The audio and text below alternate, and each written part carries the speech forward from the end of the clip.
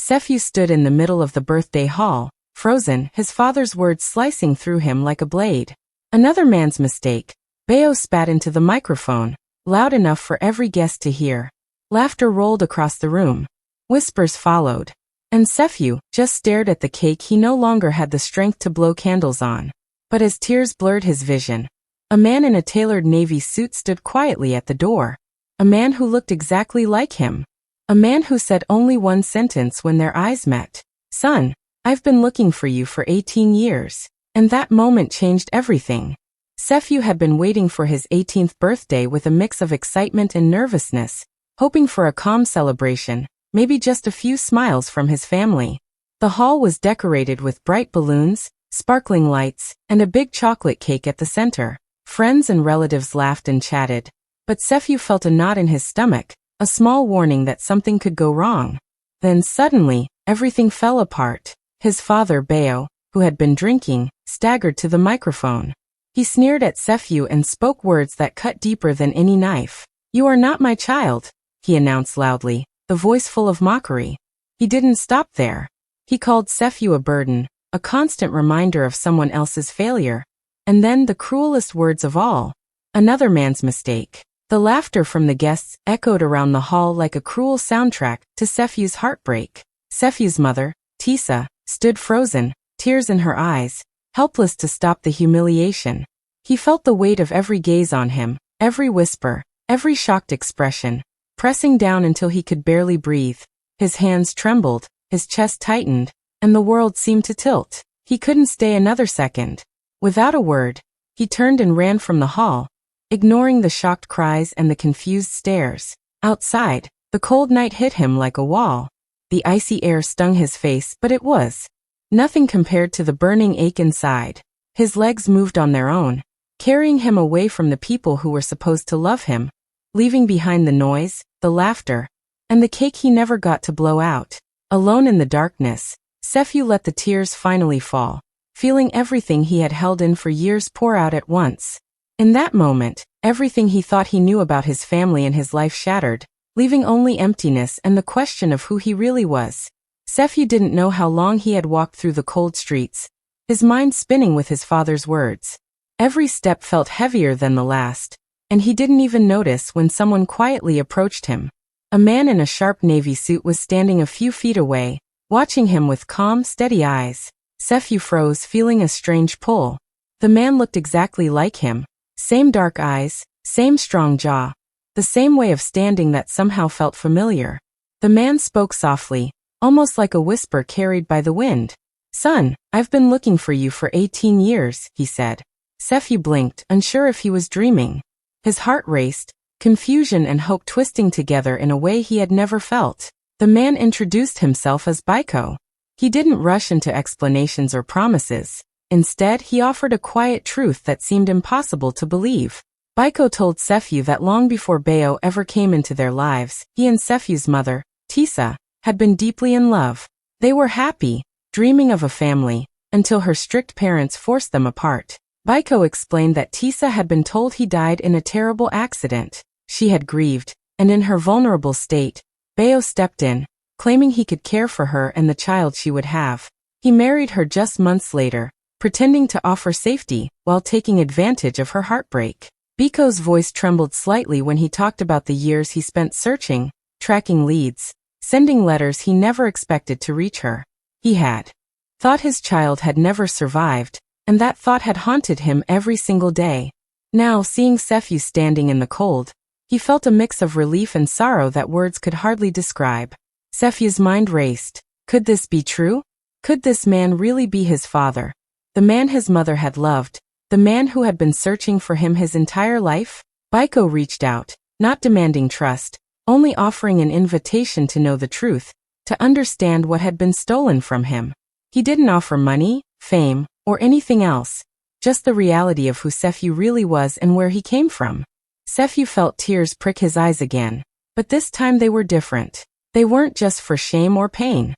They were for hope, for a chance to finally belong, for the possibility that after 18 years of lies and loss, he might finally meet the person who had been waiting for him all along.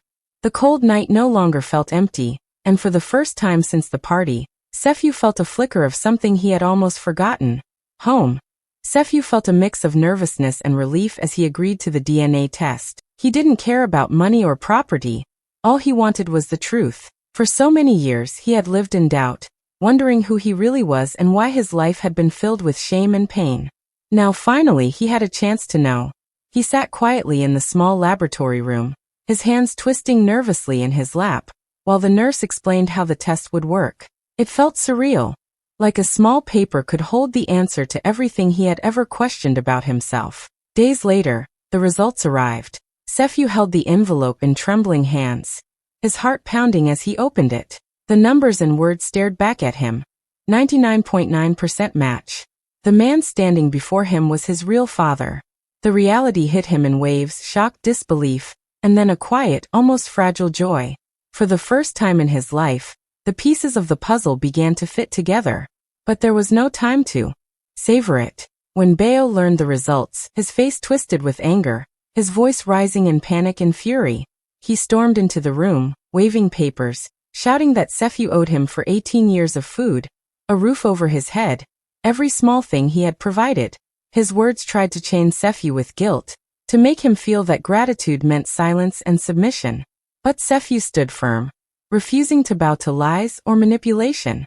The room felt tight, tense, like the air itself had thickened. Witnesses around watched silently as Bayo's temper flared and his mask of control crumbled.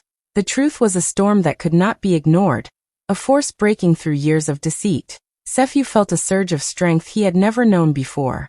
He realized that Bayo's threats, his anger, and his selfish claims could no longer touch him. The DNA test was not just proof, it was liberation. It had exposed lies that had haunted him. And now Sephew had a choice, to let the storm pass over him or to finally take his life back. Outside, the world seemed unchanged, but inside, everything had shifted. The path ahead would not be easy.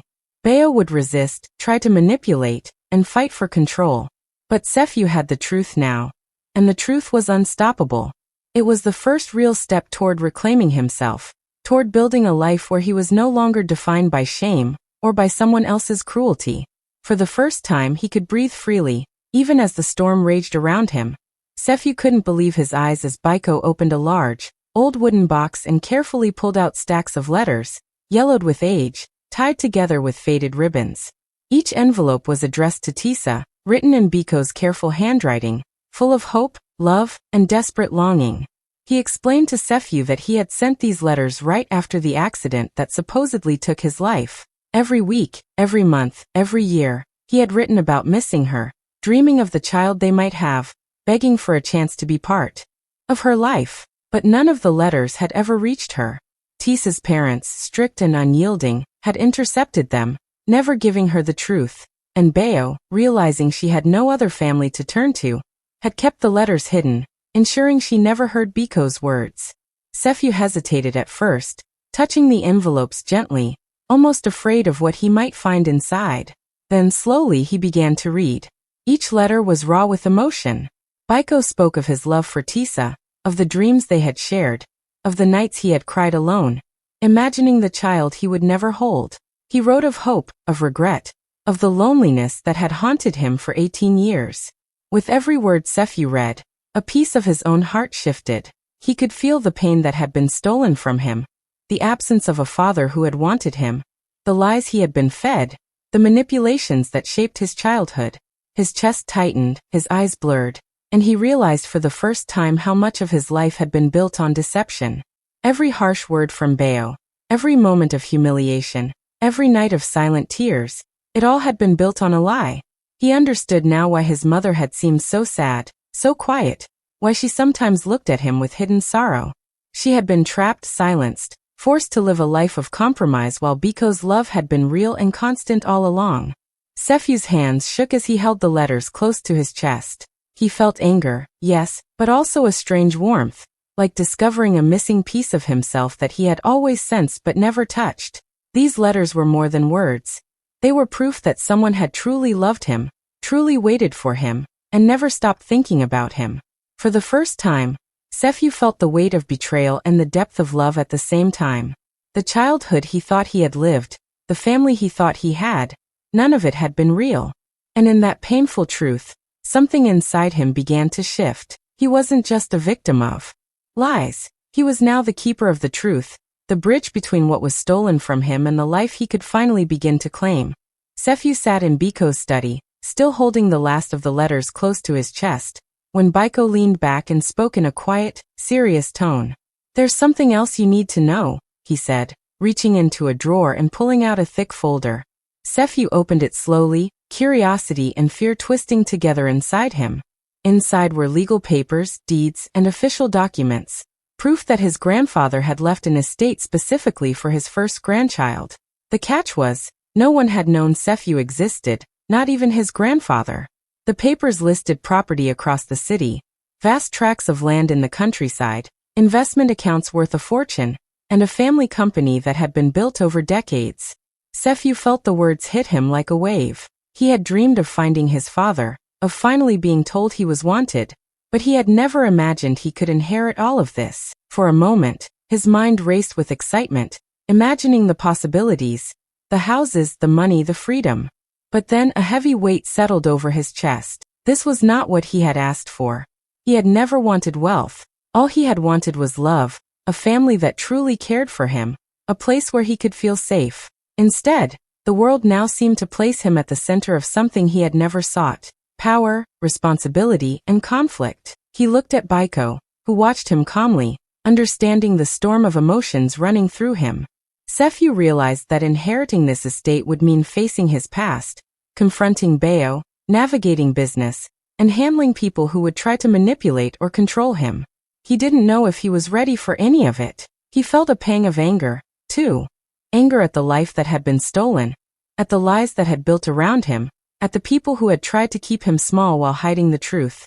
Yet beneath the anger was a strange kind of relief, a feeling that finally, the truth had reached him. He was no longer just a boy lost in a cruel world. He was someone with a name, a history, and a right to claim it. Sefiu closed the folder slowly and let out a shaky breath. The weight of the inheritance was heavy, almost crushing, but he felt a small spark of clarity inside him. He didn't want to celebrate, didn't want the attention or the money. He just wanted to understand himself, to feel the love he had been denied, and to know that for the first time, his life could belong to him. Wealth, property, and status might be his by law, but Sefiu realized that true happiness, the kind he had been chasing all his life, came from healing, truth, and finally finding the family that truly cared. Everything else was just noise. The next morning, Sefiu thought the storm of his life might finally be settling, but it wasn't. Bayo appeared at Biko's grand estate, his face twisted with anger and entitlement. He didn't come quietly. He barged in, raising his voice immediately, demanding compensation for raising Sefiu, claiming he deserved custody rights, monthly payments, and even access to Biko's wealth, as if everything Biko had built could somehow repay him. His arrogance made Sefiu's blood boil. For years, Bayo had hidden behind his role as provider, pretending to care while tearing Sefiu down at every opportunity. He had humiliated him, lied to him, and made him feel worthless. And now he had the audacity to act as if he was owed anything. Sefiu stood silently at first, listening as Bayo ranted, counting the years of abuse in his mind, the nights he had cried alone, the birthday parties ruined, the insults whispered under the guise of discipline. Then finally Sefiu spoke, his voice steady but firm. "You didn't raise me. You tolerated me," he said. The words hung in the air, simple but cutting. There was no anger in the delivery, just truth, and it hit Bayo harder than anything Sefiu could have shouted.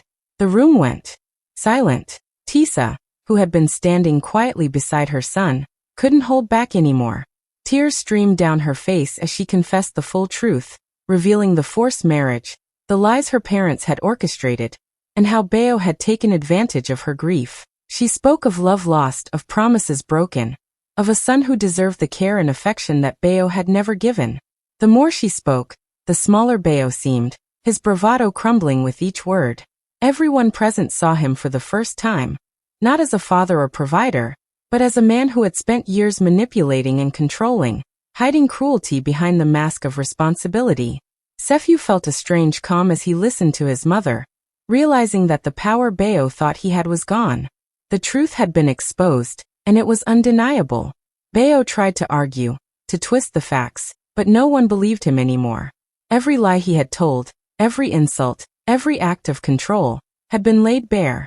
Sephew didn't need to shout or fight. The evidence, the letters, the DNA test, and his mother's confession spoke for themselves. In that moment, Sephew felt a sense of freedom he had never known. He wasn't just standing up to his father. He was reclaiming his life, his dignity, and his right to peace. Bayo's presence no longer frightened him. The man who had once humiliated him was now powerless. And Sephew finally understood that some confrontations weren't won with anger or revenge. They were won simply by speaking the truth. Before the sun had even risen, Sephew was already awake, moving silently through his small room. The house felt heavy with memories, each corner holding a moment of pain, humiliation, or quiet suffering. He didn't shout, didn't argue, and didn't call anyone to watch him leave. There was no need for a scene. He simply began to pack a few belongings, clothes, a small bag of personal items, and the letters Baiko had given him. Each item he touched felt like a piece of the past he was finally letting go. On a small table, he left a single note, written neatly on plain paper, short and final. "You don't get to hurt me anymore." The words were simple, but they carried everything he felt: anger, hurt, and most importantly, freedom. He slipped the note into an envelope and placed it where his mother or Bayo might find it later, though he didn't care about their reactions. This departure wasn't about revenge or proving anything. It was about reclaiming himself. The streets were quiet as he walked toward Biko's car waiting outside. The cool morning air brushed against his face, a stark contrast to the suffocating tension he had left behind. Each step felt lighter than the one before, like he was shedding years of doubt and humiliation along the way. When he arrived at Biko's lakeside home, the sight of the calm water reflecting the soft dawn filled him with an unexpected sense of peace. The house was warm, welcoming, and quiet in a way that made his chest feel lighter. Baiko stood at the door, smiling gently, understanding without words the significance of this moment. For the first time, Sephew didn't feel like a boy being judged or punished. He felt like a son arriving where he truly belonged. The gentle lapping of the water and the soft glow of the rising sun seemed to wash away the years of neglect and lies. Sephew placed his bag down, breathing deeply, feeling the weight of the past finally begin to lift. He looked around at the home, at the lake, at the calmness surrounding him, and realized this was more than just a new place. It was the first real home he had ever known, a place without fear, without cruelty, a place where he could simply be himself. He didn't need to celebrate, didn't need to announce his arrival, didn't need anyone's approval. For the first time, Sephew felt a sense of safety and belonging that had always been denied to him. And in that quiet morning, as the world slowly woke around him, he understood something powerful. Leaving wasn't running away, and staying wasn't surviving. Moving toward peace, toward truth, toward love, that was finally living. Life at Biko's lakeside home was unlike anything Sephew had ever known. For the first time, he didn't have to tiptoe around adults, didn't have to brace for insults or cruel jokes, didn't have to fear that someone would humiliate him for being himself. Biko treated him not as a child who had been a burden, but as a son who deserved attention, guidance, and love. Every conversation was calm and patient. Every question he asked was answered. And for the first time, Sephew felt truly heard. It was a strange, new feeling, something he had longed for but never believed could exist. The house was quiet and safe, filled with light and warmth, a stark contrast to the chaos of his past.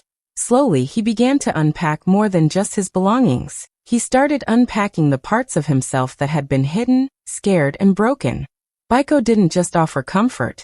He gave Sephew lessons in life. He introduced him to mentors who guided him on how to manage the inheritance, how to understand the responsibilities he now had, and how to carry himself with confidence. Business advisors taught him the practical side of the estate, but more importantly, Biko taught him about their family's heritage, their culture, and the legacy that had been stolen from both of them. Each story, each lesson, each moment of patient teaching helped Sephew understand where he came from and what he was capable of. He began to see that his childhood, though stolen, didn't define him. He had the power to build something new, something real. He laughed again, small at first, then louder, more freely, as he shared meals, conversations, and quiet moments with Biko. For the first time, he didn't feel alone. He felt supported, valued, and capable. Even the letters, once painful reminders of loss, now became symbols of hope and proof that love had existed, waiting for him. Every day, Sefiu's confidence grew, and with it a sense of peace he had never imagined. He no longer measured himself by the cruelty he had endured, but by the knowledge and love he was finally receiving. Healing wasn't instant, and some nights he still thought of the humiliation, the lies, and the pain. But with every morning, every lesson, every kind word, and every quiet moment by the lake, Sefiu felt stronger, more whole, and more ready to step into the life that had always been his right. He realized that real love didn't demand obedience, fear, or humiliation. It offered guidance, understanding, and space to grow. And in that safe, warm home, Sefiu finally began to heal the boy who had been lost for 18 long years. Months had passed since Sefiu moved into Biko's lakeside home, and he had grown stronger, more confident, and more certain of who he was. One evening, he attended a grand business gala hosted by Biko, a sparkling event filled with powerful people, shining lights, and soft music. Sefiu walked beside his father, calm and composed, dressed neatly, feeling the weight of responsibility he now carried, but also the strength that came from truth and love. He had learned patience, respect, and the quiet power of presence, and tonight, he was ready to step into the world as himself, not as the boy Beo had humiliated for 18 years. The gala was lively, with guests exchanging congratulations, handshakes, and smiles, but then the atmosphere shifted. Beo appeared at the entrance, his face red with anger, his voice loud and demanding. He tried to storm through, shouting that Sefiu belongs to him, that he had a right to claim his son and the wealth, as if the past 18 years of lies, cruelty, and manipulation gave him any claim. People stopped and stared, whispering to each other, the music fading under Beo's shouts. Security moved quickly, blocking his path, standing firm between him and the crowd. Beo's anger flared, but Sefiu didn't flinch. He didn't yell, didn't push back, didn't try to prove anything. Instead, he took a deep breath, looked straight at the man who had tried to destroy him for so many years, and spoke in a calm, steady voice. "You lost me long before today. Respect wasn't part of your language," he said. The words were simple but powerful, carrying the weight of every insult, every humiliation, and every year of stolen childhood. The room went quiet. Guests, business partners, and family members turned to watch, sensing the shift in power. Beo's face turned pale as he realized that his threats, his arrogance, and his past control no longer mattered. For the first time, he had no influence over Sefiu, no ability to intimidate or manipulate. The man who had tried to dominate him for years was now powerless, and all that remained was shame. Sefiu stood tall, steady, and unshaken, radiating confidence born from truth, love, and resilience. The crowd quietly acknowledged the change, the unspoken understanding that the boy who had been humiliated had grown into a man who could no longer be controlled. In that hall, under the sparkling lights and the watchful eyes of everyone present, Sefiu didn't just confront his father. He claimed his own life, his own dignity, and his rightful place in the world. Beo could shout, could argue, could try to regain control, but the truth was clear. Sefiu was free, respected, and untouchable. And for the first time, the power had completely shifted. Sefiu sat on the balcony of his new home, the early evening sun painting the sky in soft gold and pink. Below, the lake lay calm, its surface reflecting the quiet peace he had fought so long to find. He wasn't thinking about the wealth he had inherited or the grand house he now lived in. None of that mattered. What mattered was the stillness, the freedom from fear, the space to finally breathe. Beside him, Aisha, Biko's niece, leaned comfortably against the railing. She had been his first true friend, someone who saw him, understood him, and never judged him for the past he had endured. They sat together in silence, letting the quiet stretch between them, warm and comforting. Sefiu took a deep breath, feeling a weight lift from his chest. For 18 years he had been told he was a mistake, blamed for things he didn't do, humiliated and made to feel small. Now finally he understood the truth. He had not been a mistake. He had only been misplaced, sent into a life that tried to break him but couldn't. He had survived every insult, every lie, every cruel word, and now he was whole. He looked out at the lake again, the water shimmering like a mirror, and whispered softly, almost to himself, "I wasn't a mistake. I was misplaced, and I finally found where I belong." There was no bitterness in his voice, no longing for revenge, no need to prove anything. The boy who had once run from humiliation was gone. In his place sat a young man who had claimed his life, piece by piece, heart by heart. The past had shaped him, but it no longer controlled him. Sefyu didn't need drama or confrontation to feel powerful. Peace was stronger than any anger, calmer than any victory won in battle. He leaned back, letting the cool evening breeze brush across his face, and felt the fullness of freedom for the first time. Aisha smiled at him, understanding without words, sharing the quiet triumph of simply being safe, seen and loved. Sefyu knew the journey wasn't over. He would continue to learn, grow and heal. But for the first time, he was in charge of his story. No one could hurt him again, and he could finally live on his own terms. The sun dipped lower, casting long shadows across the balcony, and Sefyu allowed himself to feel content, strong and free. Everything stolen from him, love, family, peace, he was slowly reclaiming. And here, in the quiet light, overlooking the lake, surrounded by the warmth of someone who truly cared, he understood what it meant to belong. This was his life now, rebuilt with truth, with love, and with a heart that finally knew it was safe. That if you were captivated by Sefyu's journey from pain to peace, don't just scroll away. Hit like, share, and comment your thoughts.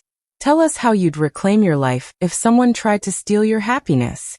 And don't forget to subscribe for more stories that will touch your heart, inspire your soul, and show you that no matter what they say, your worth is yours to claim.